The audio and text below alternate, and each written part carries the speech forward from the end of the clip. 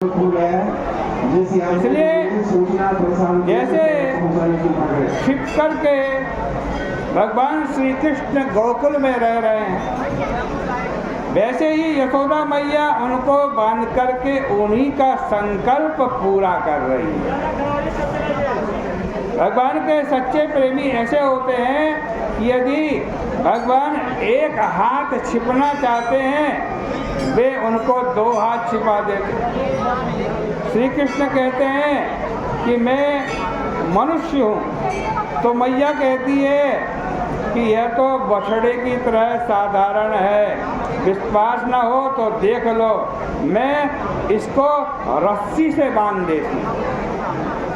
मैया श्री कृष्ण के ऐश्वर्य का गोपन करती है, प्रकट नहीं होने देती, इसीलिए उनका नाम गोपिका है। गोपनाथ गोपिका, जो छुपावे वो गोपी। गोपिको लोखले दामना।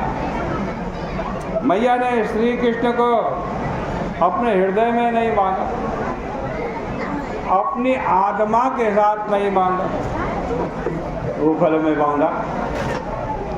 इसलिए कहा गया है कि यशोदया समान नास्ति देवता चापि भूतले उखले यया बद्धो मुक्तिदो मुक्तिमिच्छति।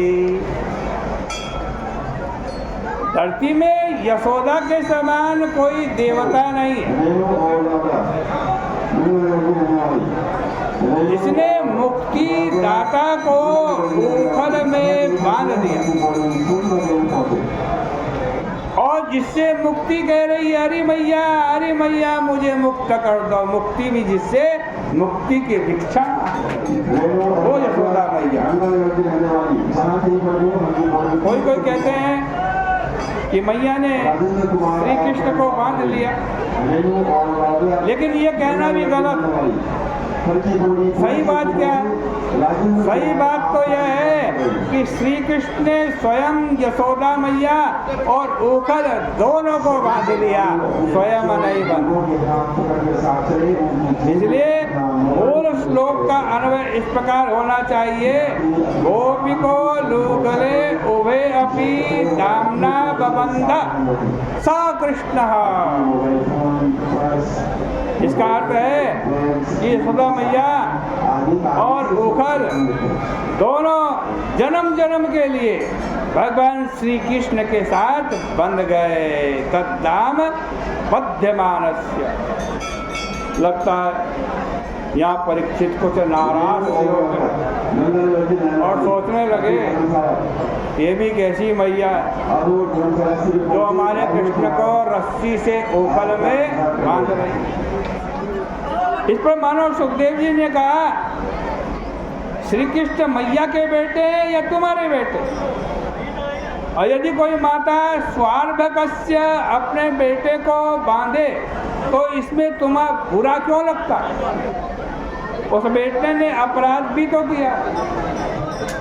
अब जब मैया भगवान श्री कृष्ण को बांधने लगी तो रस्सी कम हो गई।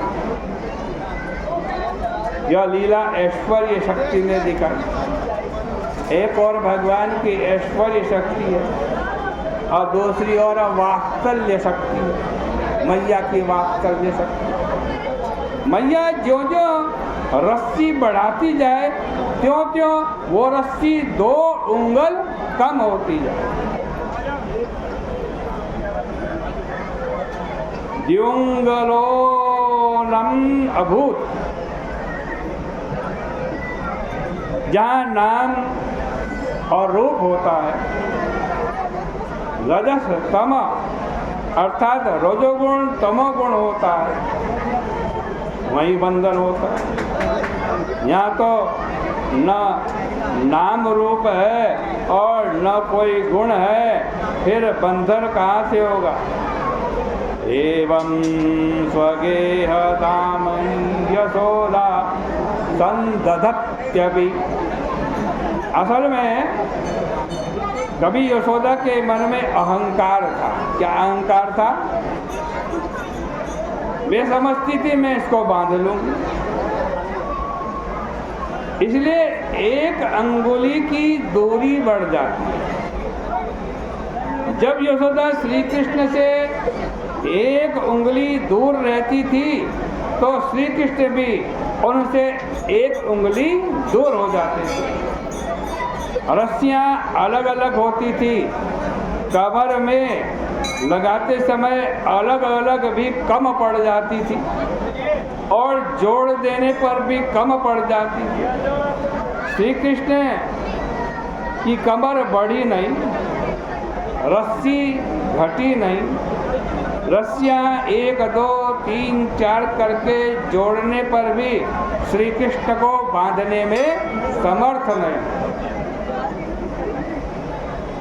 क्यों?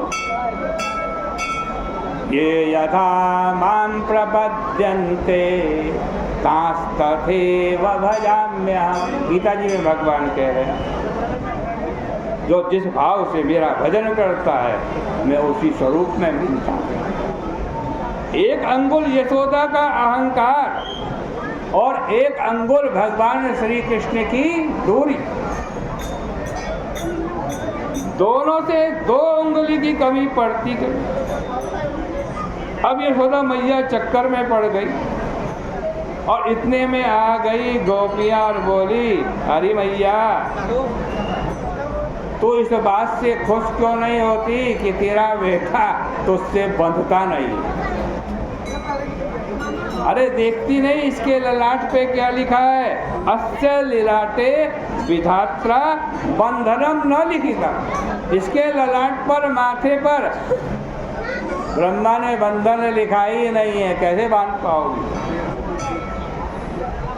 कितना भाग्यशाली है तेरा बेटा। गुस्सा छोड़ दे और खुश हो जा। मैया बोली कि गोपियों, आज यदि मैं इनको बांधने में विफल हो गई तो कल से ये मेरी कोई बात नहीं माने। मैया ऐसा कह तो रही है लेकिन स्मयंती विस्मिता भवत्, बड़ी आश्चर्यचकित है। श्री कृष्ण ने देखा कि मैया का शरीर ढीला पड़ गया, श्रृंगार बिगड़ गया और उसे बड़ा परिश्रम करना पड़ रहा। अब तक 2 बातें थी। एक तो यशोदा मैया को थकावट नहीं हुई थी, दूसरा श्री कृष्ण भगवान के हृदय में कृपा का उदय नहीं हुआ।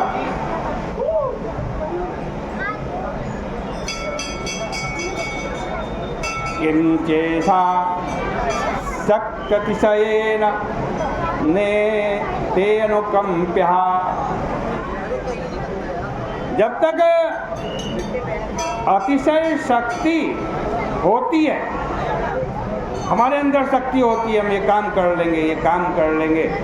मैया के अंदर ये शक्ति थी, यह आभास था, अरे इसको तो मैं बांध लूंगी। बोले कृष्ण कन्हैया लाल की जय। जब तक अभिमान रहता है तब तक भगवान की कृपा नहीं होती है।